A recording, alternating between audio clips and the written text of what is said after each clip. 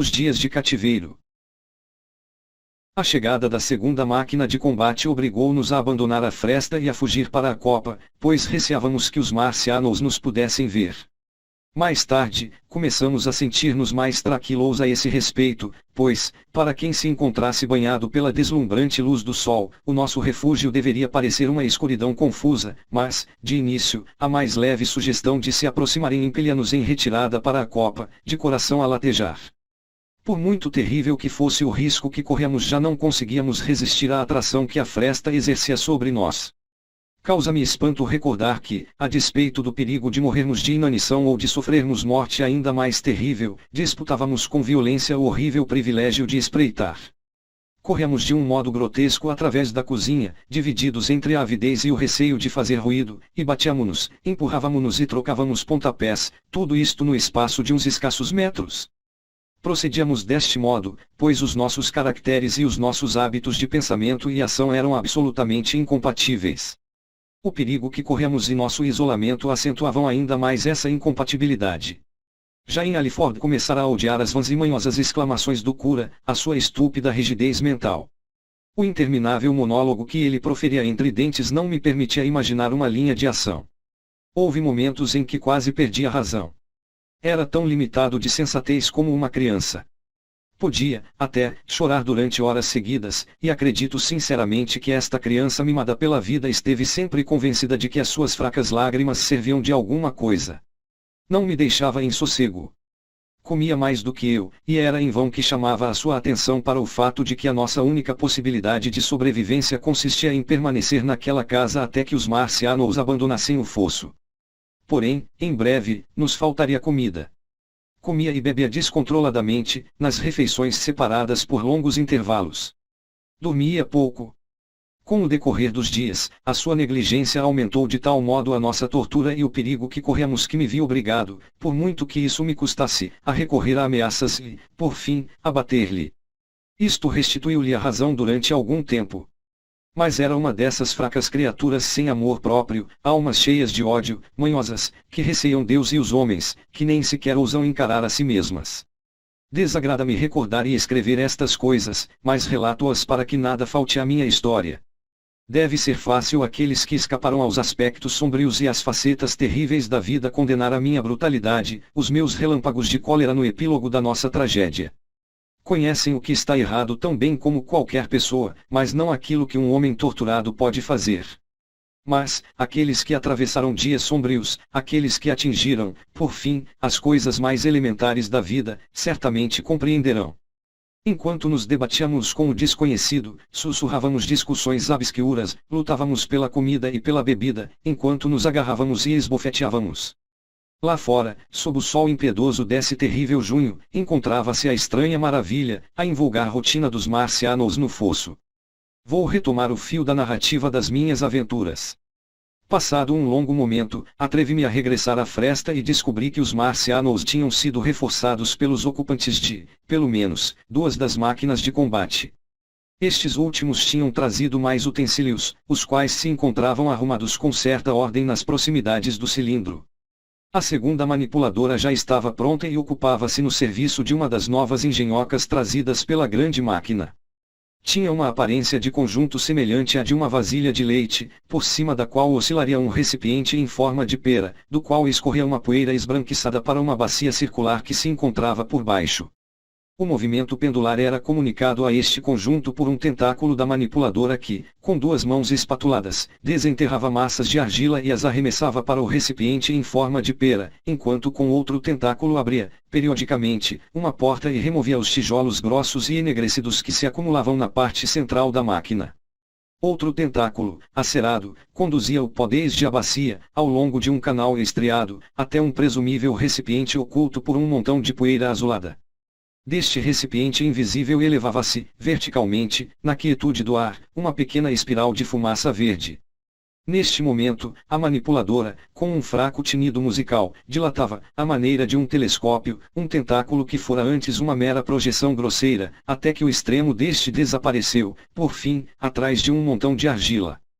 Logo a seguir, surgia à minha vista uma barra de alumínio branco de pureza inigualável, depositando-a numa pilha cada vez maior de barras que se encontravam ao lado do fosso. Desde o pôr do sol até noite cerrada, esta máquina deve ter feito, com argila crua, mais de 100 de barras semelhantes. O monte de poeira azulada cresceu rapidamente até atingir a margem do fosso. Havia um contraste nítido entre os movimentos rápidos e complexos destas engenhocas e o arquejar desgracioso e apático dos seus operadores, e durante dias tive de repetir a mim mesmo que, na realidade, eram estes últimos os seres vivos. O cura detinha a posse da fresta quando chegaram ao fosso os primeiros marcianos. Eu estava sentado, acotovelei-o, de ouvido atento. Recuou de súbito e, receando que nos descobrissem, agachei-me, num espasmo de terror. O seu vulto indistinto deslizou sobre a caliça e rastejou até mim, gesticulando. Partilhei o seu pânico durante alguns momentos. Os seus gestos sugeriam que renunciara à fresta e, passados momentos, instigado pela curiosidade, passei por ele e voltei à fresta. Nos primeiros momentos, não vi nada que justificasse o seu estranho comportamento. Já era crepúsculo, as estrelas mal se apercebiam, mas o fosso era iluminado pelas chamas verdes, vacilantes, produzidas pela fabricação do alumínio. A imagem do conjunto era uma forma bruxuleante de clarões verdes e sombras negras que se deslocavam e caçavam à vista. Por cima de tudo e por todo o lado, pairavam descuidadamente alguns morcegos. Já não se viam os marcianos, pois um montão de poeira azul esverdeada crescerá até os ocultar. Uma máquina de combate, com as pernas contraídas, dobradas e atrofiadas, encontrava-se atravessada no fosso. E então, no meio dos sons estridentes das máquinas, sobressaiu um pequeno coro de vozes humanas que rapidamente se extinguiu. Agachei-me, observando, atentamente, a máquina de combate. Pela primeira vez, estava convencido de que esta continha um marciano no bojo, pois quando as chamas verdes subiam via-lhe o clarão oleoso da membrana e o brilho dos olhos. Bruscamente, ouvi um alarido e vi que um comprido tentáculo passava por cima do ombro da máquina em direção à pequena gaiola que lhe pendia das costas. Em seguida, uma coisa algo que se debatia com violência foi erguida, um enigma negro e indistinto, banhado pela luz das estrelas, à medida que este objeto negro descia, apercebi-me, à luz do clarão esverdeado, de que era um homem. Por um momento, viu-se nitidamente. Era um homem de meia idade, robusto, rosado, bem vestido. 3 dias antes devia correr o mundo, devia tratar-se de um homem de importância considerável. Via-lhe os olhos espantados e as cintilações dos botões da camisa e da corrente do relógio. Desapareceu atrás do montão, e fez-se silêncio durante alguns momentos. E então começou a ouvir-se uma algazarra aguda, contínua e alegre dos marcianos. Desci, esforcei-me por me pôr de pé, tapei os ouvidos com as mãos e fechei-me na copa. O cura, que estivera agachado em silêncio, com os braços à volta da cabeça, olhou para cima quando passei, censurou-me em voz muito alta por tê-lo abandonado e me seguiu. Nessa noite, escondidos na despensa, fomos assaltados, simultaneamente, pelo terror e pela terrível fascinação que a fresta exercia sobre nós. Embora sentisse uma necessidade urgente de agir, não consegui conceber nenhum plano de fuga, porém, mais tarde, no segundo dia, achei-me em condições de avaliar a nossa posição com maior clareza. O cura achava-se absolutamente incapaz de discutir. A recente e culminante atrocidade roubara-lhe todos os vestígios de razão ou de antevisão. Dissera praticamente ao nível de um animal. Mas, como ia dizendo, deitei as mãos à cabeça. Mal me vi em condições de enfrentar os fatos, fiquei cada vez mais certo de que, por muito terrível que fosse a nossa situação, não se justificava, no entanto, um desespero absoluto. A nossa melhor oportunidade dependia de os marcianos estacionarem temporariamente no fosso. Ou, ainda que o ocupassem permanentemente, poderiam não considerar necessário guardá-lo, e teríamos deste modo uma possibilidade de fuga. Ponderei igualmente com muito cuidado a hipótese de escavarmos um túnel que nos conduzisse para lá do fosso, mas as possibilidades de emergirmos à vista de alguma máquina de combate em vigia pareceu-me, de início, muito grande. Foi no terceiro dia, se a memória não me falha, que vi o cadáver do homem. Foi essa a única ocasião em que assisti à refeição dos marcianos. Depois desta experiência, evitava o buraco da parede durante a maior parte do dia. Entrei na copa, tirei a porta e escavei o solo durante algumas horas com a machadinha, tão silenciosamente quanto era possível. No entanto, depois de abrir um buraco de cerca de 60 centímetros de profundidade, não me atrevi a continuar. Faltou-me a coragem, e fiquei estendido no chão da copa durante muito tempo, sem forças sequer para me mover. Em seguida, abandonei por completo a ideia do túnel como meio de fuga.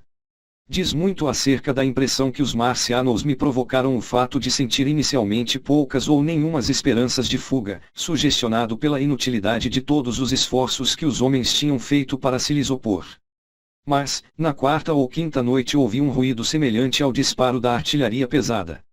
A noite já estava muito adiantada, e a lua brilhava vivamente. Os marcianos tinham levado a escavadeira e, com exceção de uma máquina de combate que se encontrava na margem mais afastada do fosso e de uma manipuladora oculta num recanto, muito perto da fresta, tinham abandonado o local. Salvo o brilho lívido da manipuladora e das barras e os remendos brancos do luar, o fosso achava-se mergulhado na escuridão e, sem contar com o tinido da manipuladora, absolutamente silencioso. Essa noite apresentava-se de uma bela serenidade.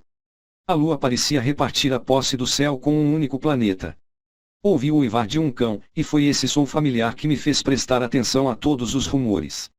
Em seguida, ouvi, com muita nitidez, um estrondo precisamente igual ao que é provocado pelo disparo de canhões de grande calibre. Ouvi 6 estampidos distintos, e, após um longo intervalo, outros 6. E foi tudo.